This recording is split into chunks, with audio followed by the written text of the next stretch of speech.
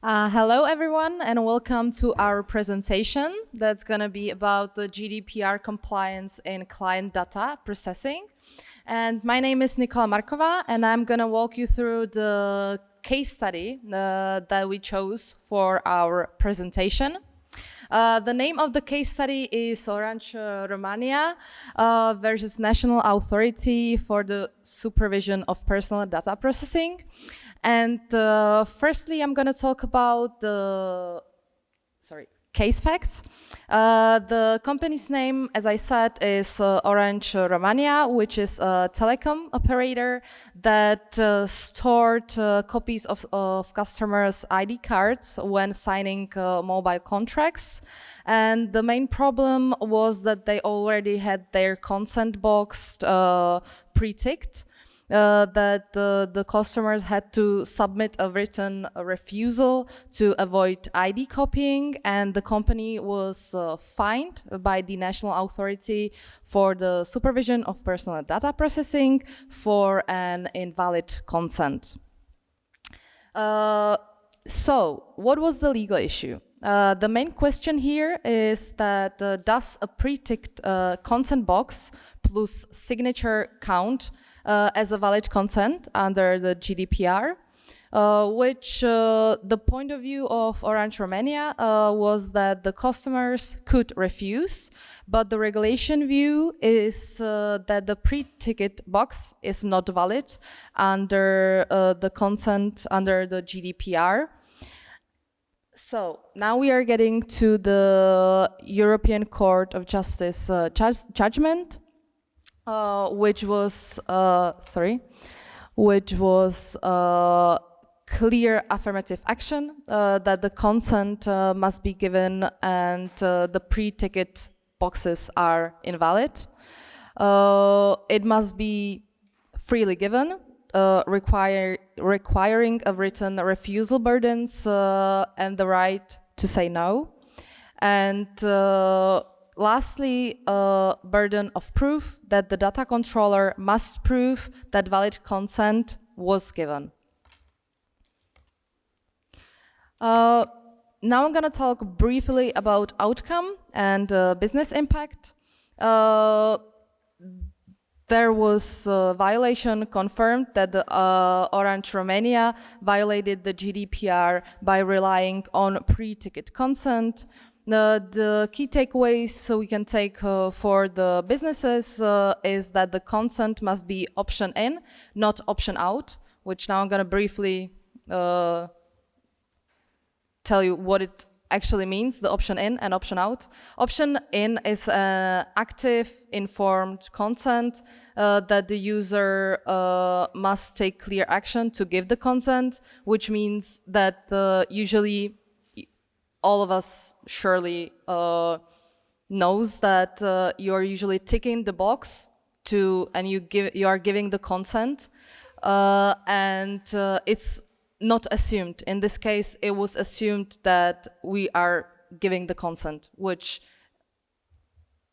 was not right. It was invalid. The option out means that the consent is passive. It's not under the GDPR regulations, which happened in this case that the consent was assumed and the user sometimes may not notice that they should untick the box and to not give the consent. So now I'm giving a word to Alicia. My name is Alicia, and now that you've heard about what the case was about, I will talk about what this decision means for companies in real life and also what legal consequences we have.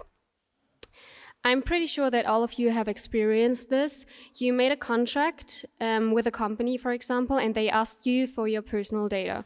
For example, you had to tell your email address, your home address, your phone number, or maybe your gender, even though it has nothing to do with the contract that you're signing. A lot of companies use this contract to collect personal data. So they make you think that you have to give them this data to sign the contract. And that is what this decision from the European Court of Justice is about. So first, what do companies have to change? Before this judgment, many companies thought, if the customer signs something, we're good. But the court said, no, that is not enough. So just a signature is not enough. Because a signature doesn't mean that the customer truly agrees with everything that's in the contract. So the company must prove that the person gave their free and informed consent, there was no pressure at all, and that the person had a real choice.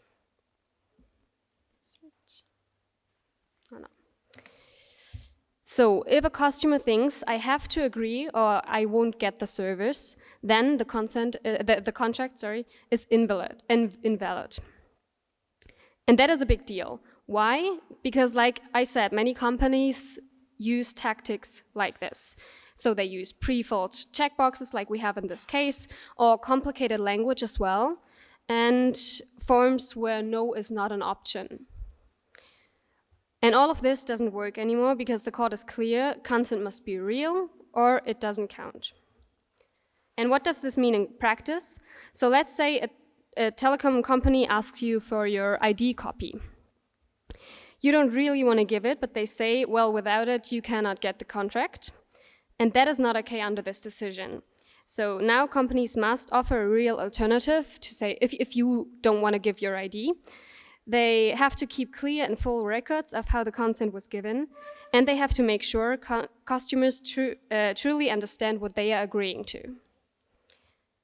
The legal background and the legal interpretation of this is the GDPR. So this decision is based on the GDPR that we have already heard about in the last presentation.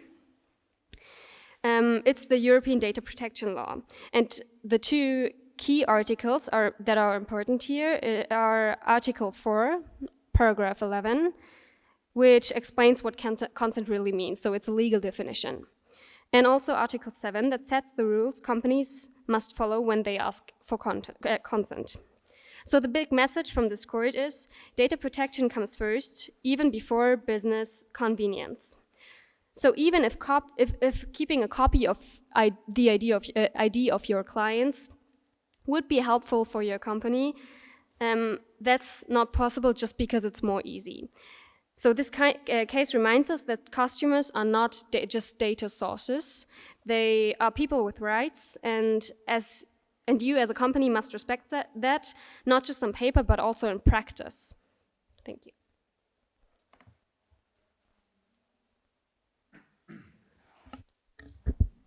All right. Hi, my name is Magnus. I'm from Norway. I will carry out the rest of this legal part of the presentation. And what should our company do if they faced a similar challenge as the case we just discussed? And the question is, when you dive into this pool of GDPR, is should you dive in gracefully and do kind of go for the best solution there, or should you do a belly flop and get a 20 million euro fine? And I have listed up 3 options here, and yeah, as you see, it's as GDPR should be. It's clear. It's listed up. We have 3 options. The first one is the high risk action. It's hope that no one notices what we're doing. It's mostly like what happened in the case we discussed. The company will continue to use pre-ticket boxes or unclear consent, much indifference in what Alisa just talked about. It will also make it hard for people to say no, and you will probably need some sort of law degree to kind of tackle your way out of these options if you are a client or a customer in this case. The risk for this to go for the first option here is it's illegal, so it's not the way to go. But you will get fines, and you will also get a bad reputation probably as a company. Then we have this neutral option, which is it's not the best way to go, but it works. They use something called a legitimate interest as a legal basis, and a legitimate interest is basically saying that our business reason for collecting your data outweighs your personal,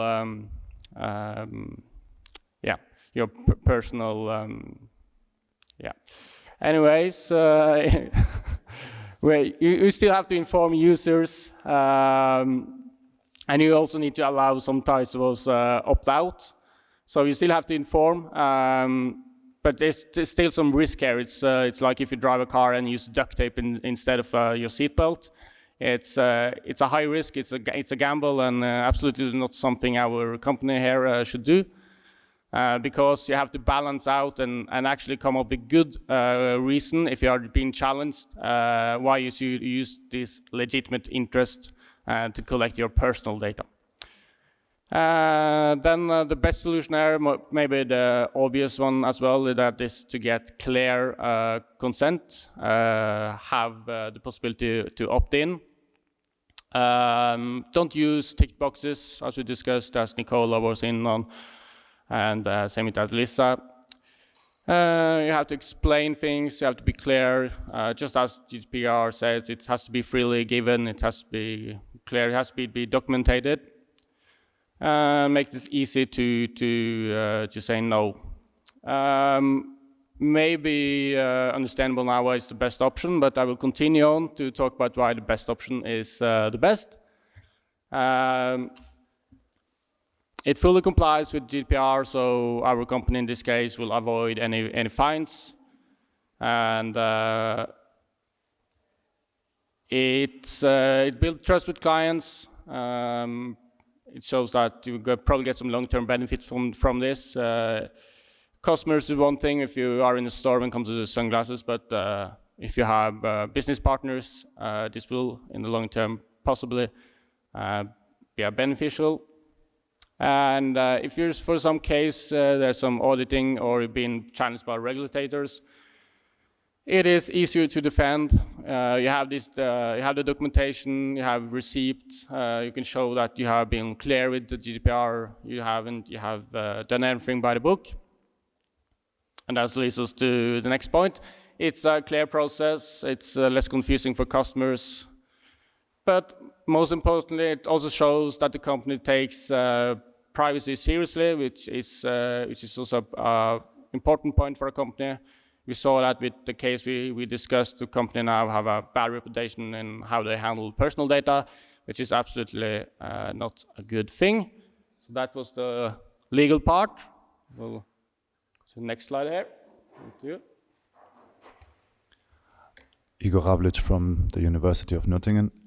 So now we want to take a more practical approach. In our case, the business game. And the question is, how do we implement the GDPR into this game? We had some ideas and we worked out 3 main ideas. Number one would be to build trust with a data protection score. A data protection score is measurable. So basically, you would have a score from 0 to 100, which reflects the GDPR compliance. You can also invest in it through investment opportunities in the gaming with training, encryption, or data handling. And through that, you can improve your score. And this score boosts trust and sales because trusted brands, they attract more premium contacts and clients and customers, and also it improves your ESG rating.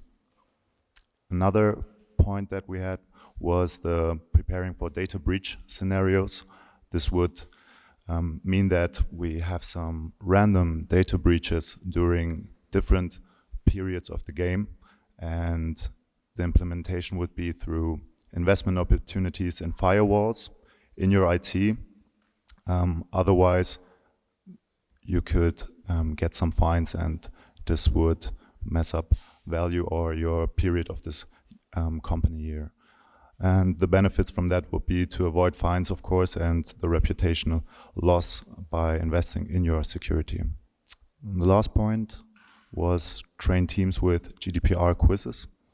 So basically that you have some kind of employee training that prevents mistakes which you could make within the GDPR, and we could implement that within quizzes or events, and invest in learning programs, and fewer compliance issues that would lead to fewer compliance issues and long-term cost savings, and if the tests are successfully. So thank you.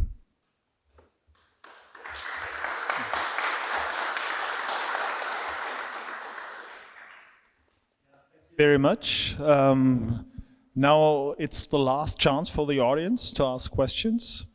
I haven't been here for 2 presentations. Any questions so far from the audience? You have a question?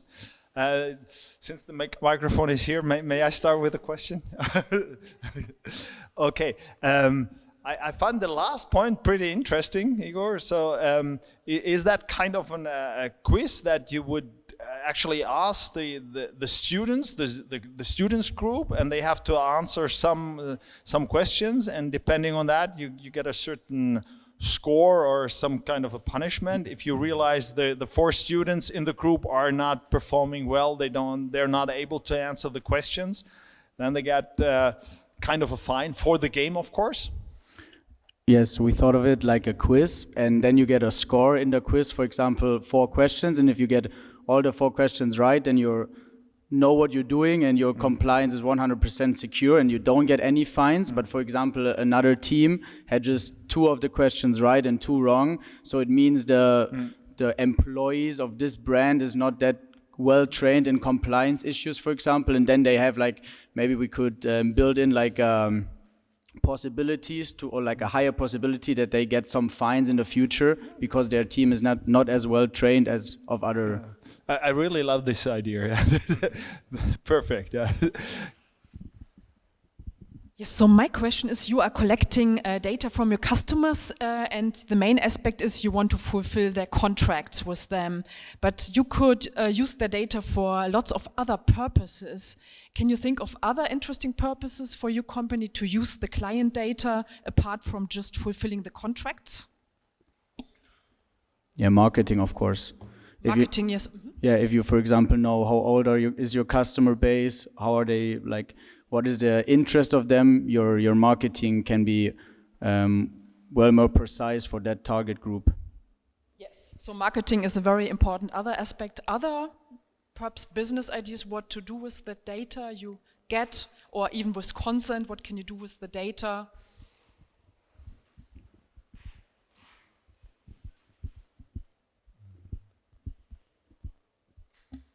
Maybe for general statistics. Maybe if the government wants to bring up some statistics, then you could use this data to give it to the government, for example. Also, just about your products, for example, if you get data on how long different customers are on your website, for example, and you can see, like, in our example, you have like sunglasses and normal glasses, and you can see the average customer is way longer on the sunglass section, then you can maybe think of your sunglasses as a more important point of your business model, and you can like have a larger focus on that part then. So thank you.